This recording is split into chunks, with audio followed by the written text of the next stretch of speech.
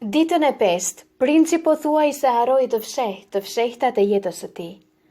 Ndoshta ishte qingji i vizatuar që e detyroi të më pyeste i shqetësuar pas shumë hyrje e dalje.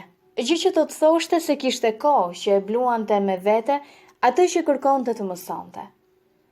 A është e thënë që një qingj që ha kaçubet të hajë edhe lulet? Sigurisht, një qingj ha shumë lloje barishtash. Edhe lulet që kanë gjemba? Po, edhe lulet që kanë gjemba.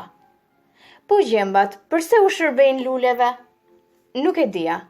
Atë qast mundohesha të zhvillosja një bullon shumë të shtrënguar të motorit tim. Isha shumë i shqetësuar sepse defekti i motorit dukej tepër i rënd dhe uji i pishëm po më mbaronte. Kështu që nuk e dija se çfarë më priste më tej. Pra, nuk më the, përse u duhen gjembat luleve?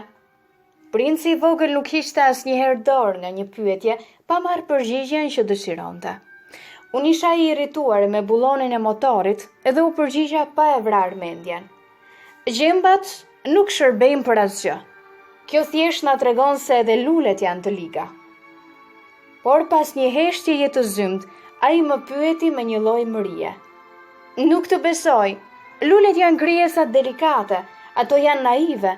Me gjembat përpiqen të mbrohen, mbase mendojnë se me gjembat e tyre do të kallin frikën nga camanëve. Nuk u përgjigja fare. Në atë çast po mendoja, nëse ky bullon nuk lëviz përsëri, do ta këpus duke e goditur me sa fuqi kam me çekan. Princi i vogël prap nuk më la në hallet e mia. Edhe beson ti se lulet? Natyrisht që jo, nuk besoj asgjë.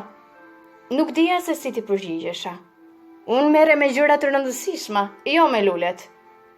Ai më shikonte i habitur. Gjëra të rëndësishme? Ai shikonte çekanin tim në dorë, gishtat e nxjera prej grasos, kërrusjen time mbi motor. Një pamje që ati me siguri dukej shumë e shëmtuar. Ti flet si një kalama. Çuditërisht u fyeva, por ai nuk donte t'ja dinte. Ti ngatëron gjithçka, e bën lëmsh, më tha. Ai ishte me të vërtetë shumë i zemëruar, ndërsa era tundte flokët e tij të praruara. Në një planet pranë meje, ndodhet dikush me gjak të kuq. Ai nuk e mban asnjëherë erë një luleje, asnjëherë nuk shikon një yll, asnjëherë nuk shikon një njeri në sy, asnjëherë nuk ka bërë gjë tjetër veç thashetemeve, dhe ai gjatë gjithë ditës përsërit si ti, jam njeri serioz. Merre me gjëra të rëndësishme, dhe kjo e bën të fryhet nga krenaria. Po ky nuk është njeri, është një kërpudh. Një çfarë? Një kërpudh. Princi i vogël tani ishte zbehur nga inati. Që prej miliona vitesh lulet prodhojnë gjemba, megjithatë prej miliona vitesh kopet han lulet.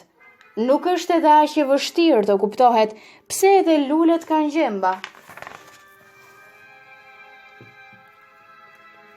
Ti mendon se beteja e kopes dhe e luleve s'është e rëndësishme? A thua nuk është më serioze dhe më e rëndësishme se thashetemet e një zotërie të kuq? Edhe nëse unë njoh një lule të vetme, e cila nuk ekziston gjëkundi veç se në planetin tim, edhe nëse një qingj mund ta zhduk me njëherë një mëngjes, pa e kuptuar çfarë bën, kjo nuk është e rëndësishme? Ai ishte skuqur në fytyrë.